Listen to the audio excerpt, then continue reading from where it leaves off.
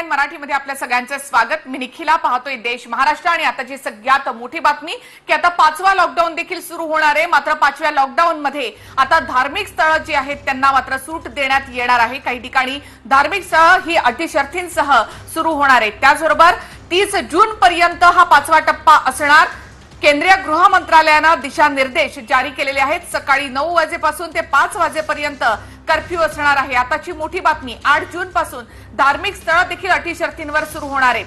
टप्प्याटप्प्यामध्ये सगळे व्यवहार सुरू होणार आहेत। मात्र 5वा लॉकडाऊन केंद्राकडून जाहीर करण्यात आलेला आहे। यामध्ये 5वा टप्पा हा 1 जून ते 30 जून पर्यंत असणार आहे।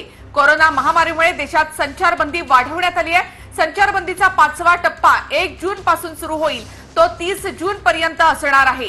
रेड झोनच्या बाहेर आता ही धार्मिक स्थळ देखील सुरू होणार आहेत। 8 जून पासून ही धार्मिक स्थळ सुरू होतील। तसंच नियम आणि अटींवर ही धार्मिक स्थळ सुरू होणार आहेत। सकाळी 9 वाजेपासून ते 5 वाजेपर्यंत कर्फ्यू असणार आहे।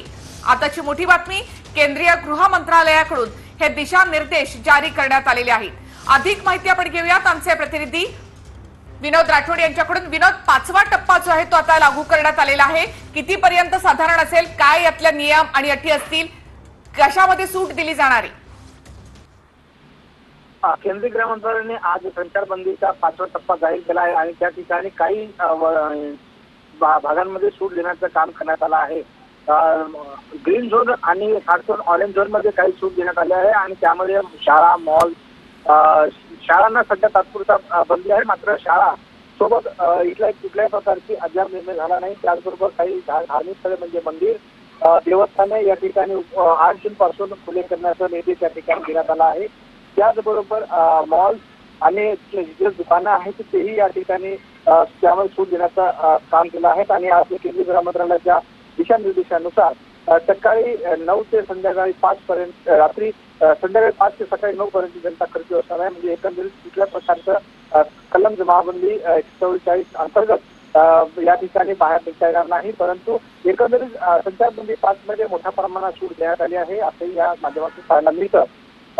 खास करून रेड झोन मध्ये मात्र कुठल्या प्रकारची आणि हॉटस्पॉट कुठल्या प्रकारची सूट मात्र देण्यात आली नाही। 8 जून पासून धार्मिक स्थळे उघडण्याचा, मॉल उघडण्याचा निर्णय या ठिकाणी केंद्रीय गृह मंत्रालयाने घेण्यात आला आहे। आणि खास करून शाळाबाबत अद्याप कुठल्या प्रकारचा निर्णय केंद्रीय गृह मंत्रालयाने घेतला नाही।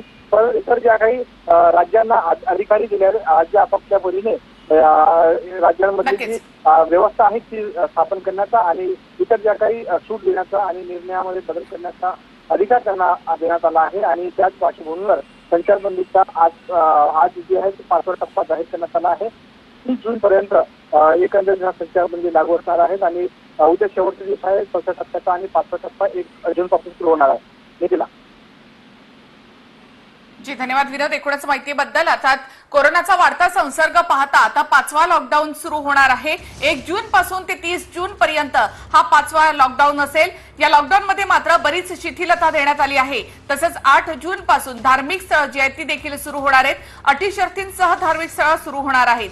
तसंच केंद्राकडून काही निर्देश देण्यात आलेले आहेत, नियमावली जारी करण्यात आलेली आहे। कंटेनमेंट झोन मध्ये संचारबंदी कायमच असणार आहे।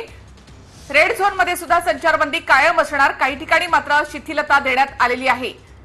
यामध्ये सकाळी 9 वाजेपासून ते 5 वाजेपर्यंत कर्फ्यू असणार आहे। संचारबंदीचा 5वा टप्पा 1 जून ते 30 जून पर्यंत असणार आहे।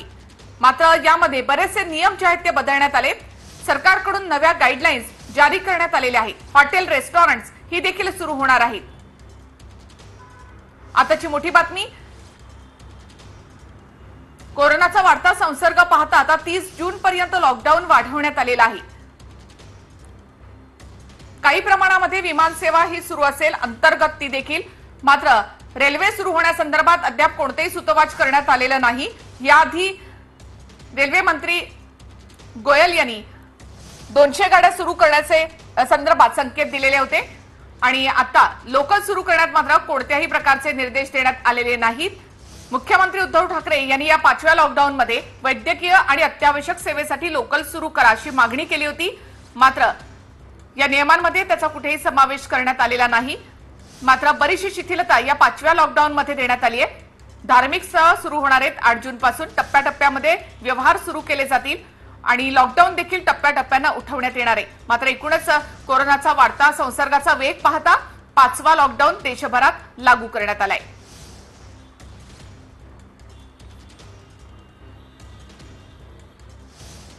रेड झोनच्या बाहेर काही शिथिलता जी आहे ती येणार आहे। मात्र रेड झोन मध्ये आणि कंटेनमेंट झोन मध्ये आता जे नियम आहेत तेच लागू असणार आहेत।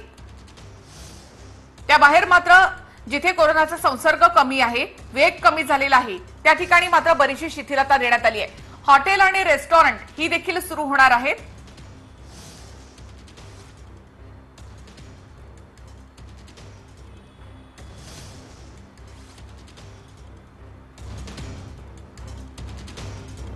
मंत्री नवाब मलिक आपल्या सोबत आहेत। नवाब भाई, स्वागत तुमचं TV9 मध्ये। लॉकडाऊन आता 30 जून पर्यंत लावण्यात आलेला आहे, वाढवण्यात आलेला आहे। केंद्राकडून काही दिशानिर्देश आहेतच, मात्र महाराष्ट्र सरकारच्या देखील काही नवीन गाईडलाईन्स असतील?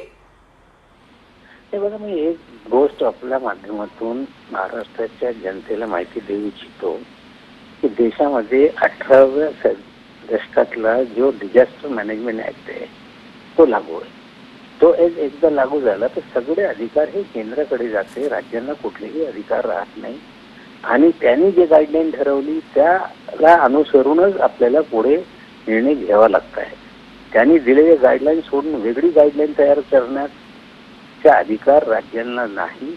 जे केंद्राने या कायद्याअंतर्गत असंचे जे गाईडलाईन त्यांनी दिलेले आहे त्याचा अभ्यास करून निश्चित रूपाने त्या पद्धतीने पुढे आपल्याला निर्णय घेऊन टप्प्याटप्प्याने सगळ्यांना कुठेतरी हे राहत देण्याचं काम करावं लागेल।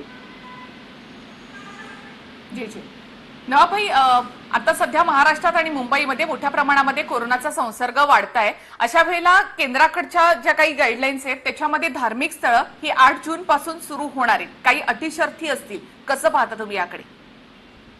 असं केंद्राने जे ठरवलेलं आहे त्या पुढे जाता येत नाही, पण केंद्राने ठरवल्यानंतर जिथे आणखीन काय अडचण असेल तिकडे हे मर्यादा ठेवण्याचे अधिकार राज्यांकडे आहे।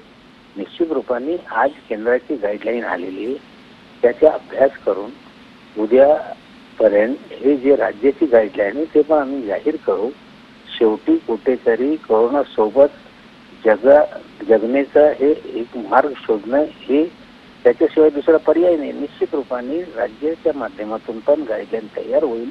हळूहळू जीवन जसं दररोज जी परिस्थिती होती ती परिस्थिती कशी निर्माण करता येईल त्या बाबतीत निश्चित रूपाने सरकार निर्णय घेणारच आहे। धन्यवाद नवाब भाई, तुम्ही आमच्याशी बोलात त्याबद्दल। अल्पसंख्याक विकास मंत्री नवाब मलिक आपल्याशी बोलत होते। अर्थात केंद्राकडून आलेल्या या गाईडलाईन्स आहेत त्या फॉलो केल्या जातील महाराष्ट्रामध्ये। मात्र ज्या ठिकाणी कोरोनाचा वाढता संसर्ग आहे त्या ठिकाणी महाराष्ट्र सरकार देखील गेल्या वेळेप्रमाणे काही नवीन नियमावली जाहीर करणार आहे। मात्र केंद्राच्या या गाईडलाईन्समध्ये हॉटेल, रेस्टॉरंट हे देखील सुरू होणार आहेत, अटी शर्ती या असणारच आहेत। तसंच 8 जून पासून धार्मिक स्थळं सुरू होतील, त्यासाठी देखील काही अटी असणार आहेत। रेड झोन आणि कंटेनमेंट झोन यामधले नियम मात्र शिथिल होणार नाहीत, जे नियम आधी होते तेच आताही लागू असणार आहेत। मात्र बऱ्याचशा ठिकाणी आता उद्योग व्यवसाय हे लॉकडाऊन 4 मध्ये सुद्धा सुरू झालेले होते, तर ते 5 मध्ये देखील तसेच कंटिन्यू राहणार आहेत।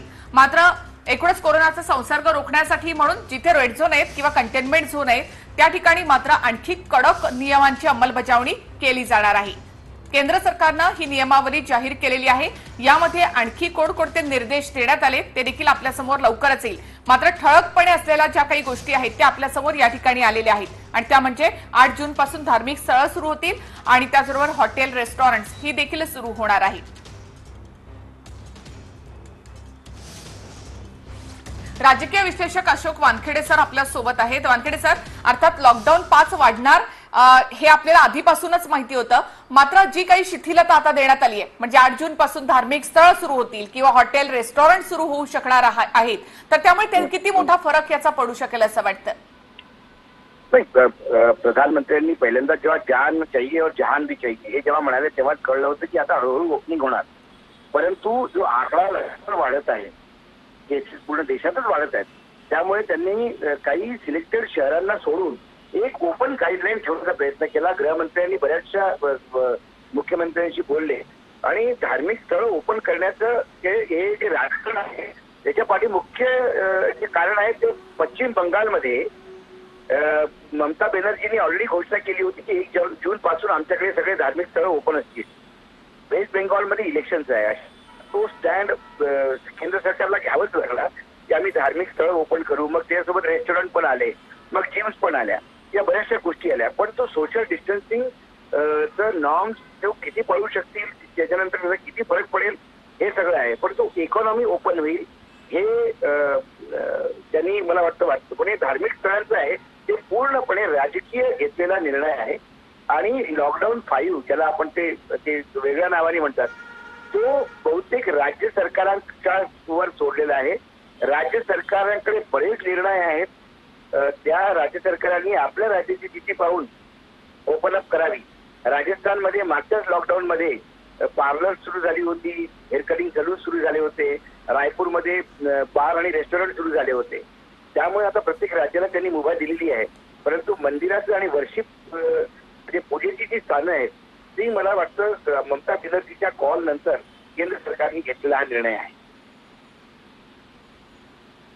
नक्कीच, धन्यवाद सर, तुम्ही आमच्याशी बोललात त्याबद्दल. राजकीय विश्लेषक अशोक वानखेडे सर आपल्याशी बोलत होते. अर्थात अनलॉक 1 असं सरकारकडून याला नाव देण्यात आलेलं आहे आणि राज्यांतर्गत व राज्यांमध्ये सर्व दळणवळणांवर कोणत्याही प्रकारची बंदी नसेल, कसलीही परवानगी, मंजुरी किंवा ई पासची गरज असणार नाही.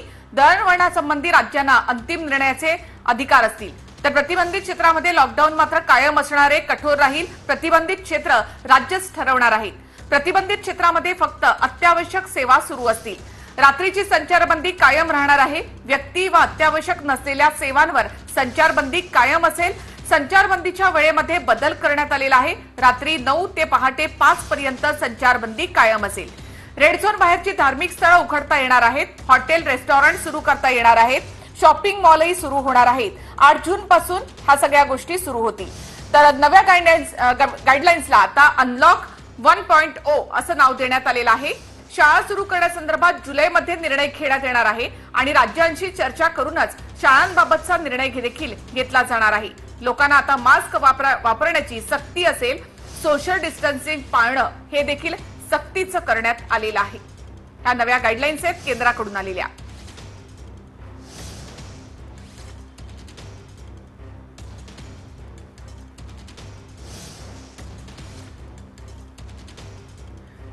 जून पर्यंत हा लॉकडाऊन आता वाढवण्यात आलेला आहे. 1 महिन्यामध्ये आता हळूहळू काही सेवा ज्या आहेत त्या सुरू होणार आहेत. मात्र लॉकडाऊन 5 मधल्या एकूणच ज्या काही अटी शर्ती आहेत किंवा जे नियम आहेत त्याचे अधिकार राज्यांनाच देण्यात आलेले आहेत. प्रतिबंधित क्षेत्र कोणती, त्या क्षेत्रांमध्ये काय सुरू ठेवायचं, काय बंद ठेवायचं, वेळा कुठल्या असतील याचे अधिकार देखील लॉकडाऊन 4 प्रमाणेच 5 मध्ये सुद्धा राज्य सरकारकडेच देण्यात आलेले आहेत. मॉल्स, हॉटेल्स आणि रेस्टॉरंट मात्र या काळामध्ये आता उघडणार आहेत. हळूहळू कोरोना सोबत जगायचं आहे आणि त्यामुळेच ही सुरुवात असणार आहे असंही सरकारकडनं सांगण्यात आलेलं आहे. आणि त्यामुळेच उद्योग क्षेत्र काही प्रमाणामध्ये सुरू झालेलं आहे. रेड झोन आणि कंटेनमेंट झोन या ठिकाणी मात्र नियम कायम असणार आहेत. तिथले नियम हे बदलण्यात आलेले नाहीत. तिथे संचारबंदी कडकच असेल. मात्र इतर ठिकाणी बरीचशी शिथिलता देण्यात आली आहे.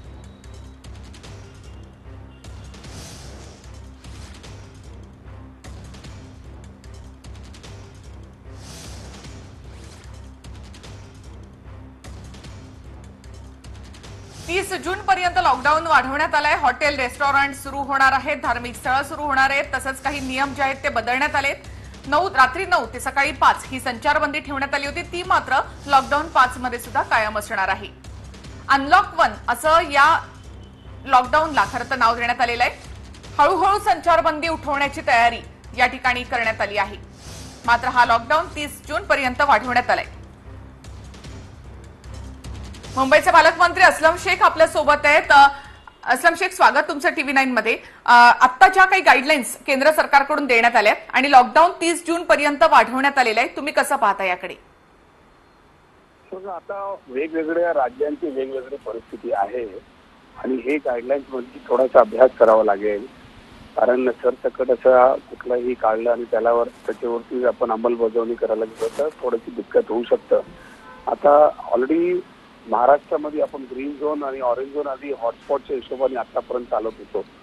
पण जिथे एक्झॅक्टली क्लिअर कट असेल, काही जिल्हे असे असतील जिकडे काहीच रुग्ण आलेले नाही, तर तिथे आपण हे गाईडलाईन्स फॉलो करू शकतो.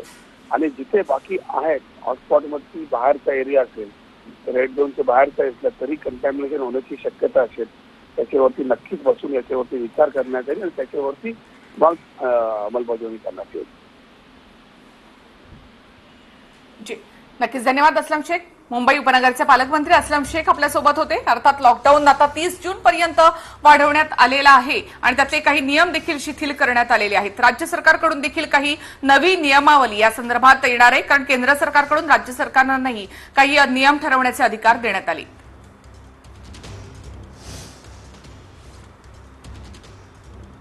आणखी काही महत्त्वापासून 5वा लॉकडाऊन सुरू होणार आहे. 1 जून ते 30 जून पर्यंत लॉकडाऊन कायम असणार आहे.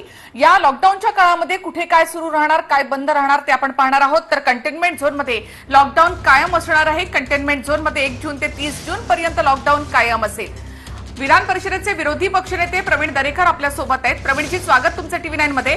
लॉकडाऊन आणखी 30 दिवसांसाठी आता पुन्हा वाढवण्यात आलाय, मात्र बरीचशी शिथिलता यामध्ये देण्यात आली आहे. धार्मिक स्थळं उघडे होणार आहेत, त्याचबरोबर हॉटेल्स, रेस्टॉरंट ही देखील सुरू होणार आहेत. कसं पाहता तुम्ही याकडे? टप्प्याटप्प्यानं आता लॉकडाऊन उघडण्याची तयारी वाटते? नाही, खरं म्हणजे लॉकडाऊन हे सर्वांच्या जीवितात अति महत्वाचं आहे आणि होतं, परंतु त्याचबरोबर अर्थव्यवस्था प्रवाही होण्याची सुद्धा अत्यंत आवश्यकता आहे.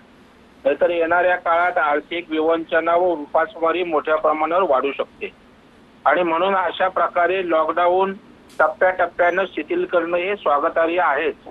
परंतु त्याचबरोबर सोशल डिस्टन्सिंगचं नियमावलीचं पालन हे व्हायलाच हवं आणि त्यांच्यामुळे त्याच्यावर थोडे निर्बंध असतीलच.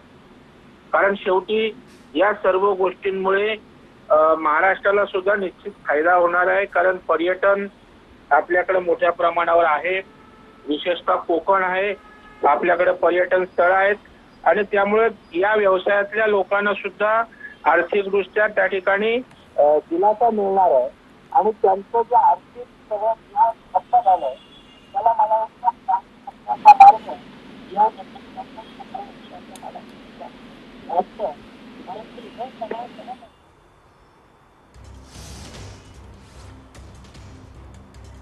नक्कीच नक्कीच प्रवीणजी, तुमचा आवाज येत नाही आमच्यापर्यंत, मात्र धन्यवाद तुम्ही आमच्याशी बोललात त्याबद्दल. विधान परिषदेचे विरोधी पक्षनेते प्रवीण दरेकर आपल्यासोबत होते.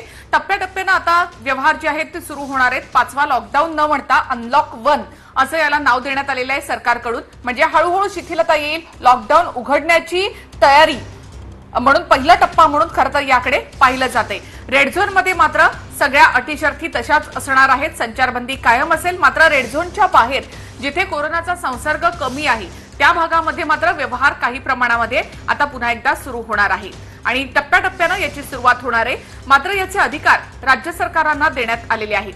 रेड झोनमध्ये, कंटेनमेंट झोनमध्ये मात्र सगळेच नियम कडक असणार आहेत. संचारबंदी अधिक कडक केली जाईल. 8 जून पासून शॉपिंग मॉल्स उघडण्यास परवानगी देण्यात आली आहे, जी 4 लॉकडाऊन पर्यंत आता पूर्णतः नाकारण्यात आली होती. हॉटेल, रेस्टॉरंट हे देखील उघडू शकणार आहेत.